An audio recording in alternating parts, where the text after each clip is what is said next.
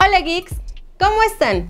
Espero que bien enchilados, porque de seguro ya se enteraron de que hay algunos medios que están considerando que Dragon Ball es una serie misógina, que es una serie machista y que es una serie que deja muy mal colocadas a las mujeres. Del equipo de Geeksterra creo que soy alguien que tiene el cromosoma apropiado como para hablar sobre el tema. Y gracias a que nací con ese cromosoma es que hoy me encuentro aquí. Antes de que se me olvide, suscríbanse por favor, denle like y a la campanita. Y ahora sí, continúo con mi perorata. Me parece que, y no nada más a mí, sino a muchos usuarios en las redes sociales, Bulma es una buena defensa para poder mostrar lo que hay realmente en Dragon Ball. Pero estas personas que supuestamente quieren defender los derechos de las féminas, lo único que ven en Bulma es una criatura tonta que se viste con traje de conejito de Playboy, que anda por el mundo prácticamente haciendo lo que se le da la gana, y me imagino que eso hiere profundamente sus mentes obtusas de pleno siglo XV, siglo XVI. Son avanzadísimas. Juzgar sin ver es muy fácil. Pero yo he visto Dragon Ball y lo que veo es a una niña, una adolescente, capaz de crear un radar que ni siquiera consigue tener la Patrulla Roja con todo el dinero y tecnología que tienen.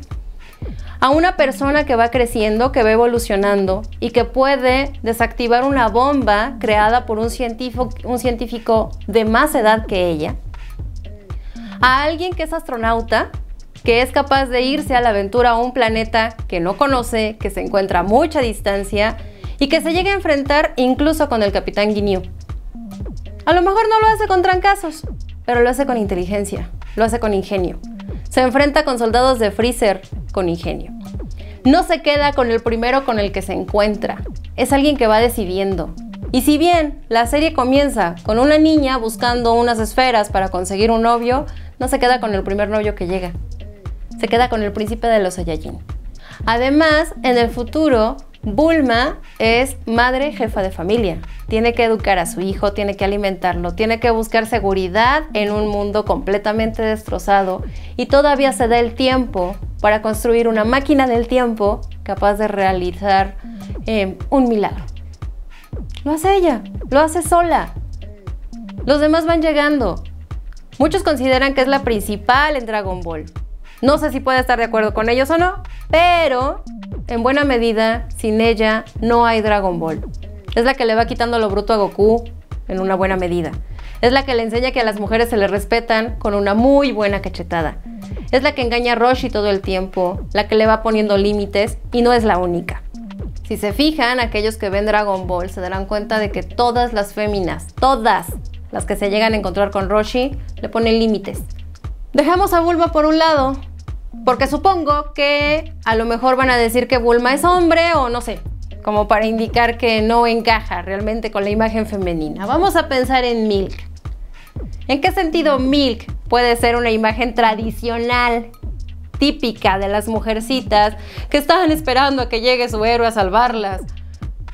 Como cualquier figura de, no sé, la literatura medieval. Y eso algunas. Milk decide enseñarle a Goku que la palabra se cumple. Y lo hace en un torneo de artes marciales. Milk decide ocuparse del hogar, porque no le parece indigno ocuparse del hogar. Decide educar a sus hijos, porque no le parece indigno ni rebajante el educar a sus hijos. Y de hecho, los educa en valores que no tienen nada de machistas. Gohan respeta a sus compañeras en la universidad por la educación que le da Milk. Gohan es capaz de escuchar a Videl al grado de enseñarle a manejar el ki, después de que Videl le insiste, y no le insiste con ruegos, porque también es alguien con mucho carácter, por la educación que le da Milk. Milk anda haciendo lo que le gusta, porque ella lo decide, porque bien puede irse, bien puede hacer lo que se le dé la gana. Controla al hombre más fuerte del universo y lo controla al grado de que le exige tener una licencia para conducir a alguien que es capaz de teletransportarse. Y el que es capaz de teletransportarse, obedece. junto con un extraterrestre, que es la niñera perfecta. Milk no es niñera, Milk es mamá, y decide serlo. 18 es otro personaje que me parece sumamente valioso en esta serie. Ella no se queda con Krillin por agradecimiento, se queda con él porque quiere. No es por otra causa. Ella es la que también en algún momento decide ser mamá, logra convencer a Mr. Satan y logra obtener recursos sin tener que andarse desvistiendo como para hacerlo. Si es que eso pareciera indigno, hay quien lo hace. ¡Qué bien! Ella no. Pero igual es su decisión. No veo que tenga de malo ello. No veo por qué es misógino. Supongo que porque no agarra el bordado y el macramé.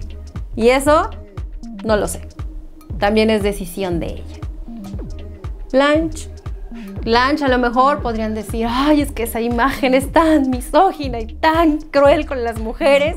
Sí, es tan triste ver a una pobrecita e indefensa mujer con una metralleta en la mano cometiendo actos de terrorismo y accediendo a hacer el quehacer de una casa para encontrar resguardo de la policía. Bueno, está bien. Yo ahí vería más otras cosas.